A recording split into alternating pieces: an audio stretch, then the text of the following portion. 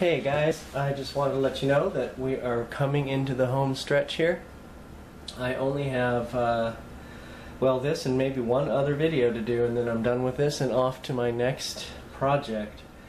I wanted to let you know that even though I've been busy, I've had time to get the toning in and a couple coats of clear lacquer, and I even had a chance to affix the label onto the cabinet. I just wanted to show you what I have done. Hopefully you can see this. So, I'll tell you what, I put that Philco decal there. It was a big pain in the butt. It did not want to stay put, and it kept wrinkling. I don't remember having such a hard time as a kid with models, but seems like it's okay now. I just need to put a couple of coats of clear lacquer over it, and I sanded using number 3 steel wool. I sanded down the finish to make it a little smoother here.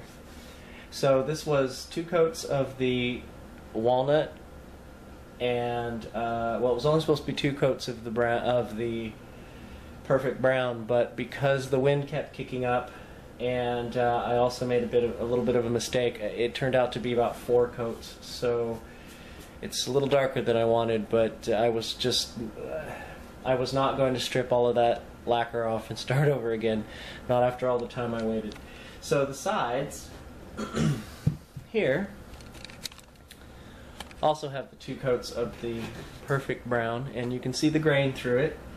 I've also got 2 coats of the lacquer on it. I used the Finisher's Choice satin lacquer from Mohawk. I used that.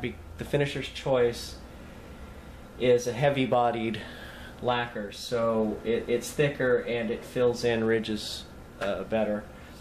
I will need to run some sandpaper over this because remember I mentioned to you that if you lacquer, every gnat within a 10 square mile radius will zero in on your lacquer. So sure enough, I had picked a few bugs off of here, so there's a couple of spots, so I'm going to have to sand it down and put a couple more coats on.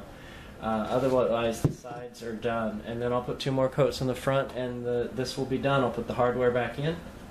What I'm going to do is, I told you I wasn't going to align I wasn't sure if I was going to align the chassis because it was only off by about 5 kilohertz, which I could live with. But when I took the dial, I thought the dial was the same from the 624. They do look almost identical.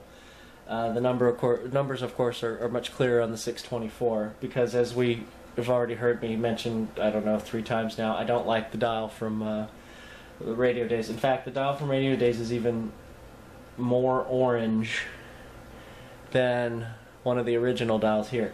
The problem I discovered after I had made my last video was that the numbers on the 624, although they match up at the lower end of the scale, when they get towards 1400 they start to deviate, so they're a little further apart on the 624.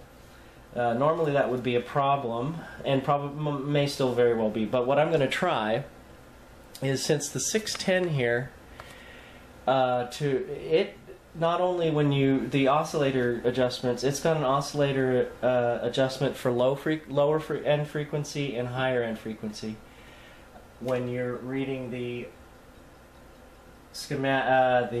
alignment details. So what I'm going to try to adjust out the higher end. And now that I'm explaining this, I'm wondering if I read that right.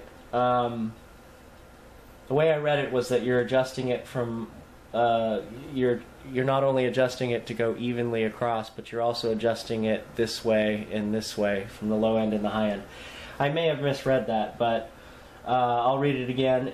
If I didn't read it wrong, I'm going to attempt that to see if I can possibly use this dial. Otherwise, I'll just bite my lip and use the plasticky one I got from Radio Days. So I just wanted to give you guys a quick update on that and show you guys the cabinet.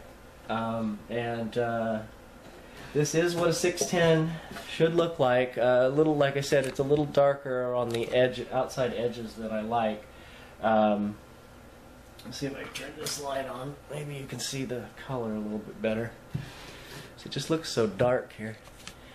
So the center should be lighter than the outside, basically. And as you can see, this is, I don't know if you can see the grain through there. My little viewfinder here is not the greatest. And as you can see now, especially, you can see the outline of the decal. So don't think I'll be able to do that tomorrow because it's supposed to rain tonight. So it may be Tuesday or Wednesday before I get that done. And the alignment portion will not take, well, it'll take an hour or so. I may video some of that. Maybe not. There's so many videos out there of people doing alignments, I don't want to bore you. So, finally looking at the end of this project. It's taken forever. Of course, my first several videos were also kind of long-winded. So, anyway, so the next project after this, as I had mentioned, is going to be a Philco 3812 CBI, which is the Plascon radio, and that's the one with the chassis and the cabinet that are, you know, in factory new condition practically.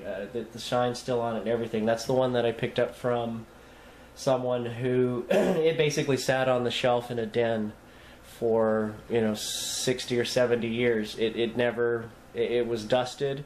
When it quit working, they just unplugged it and still left it there. And so it's a really good, well, I'll show it to you. The chassis is still actually shiny.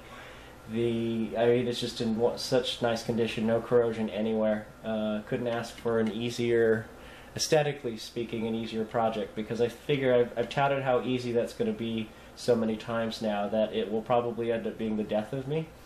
But we'll find out. So, just wanted to give you an update, as I said, and I hope everybody's doing great and had a great Easter. And I will pick another video up in this in a couple days. I'm hoping to be able to do it before the weekend. Well, work always calls first, and they always call often. So, anyway, have a great one. Thanks for joining me for this short video, and I hope everybody's doing well. See you soon.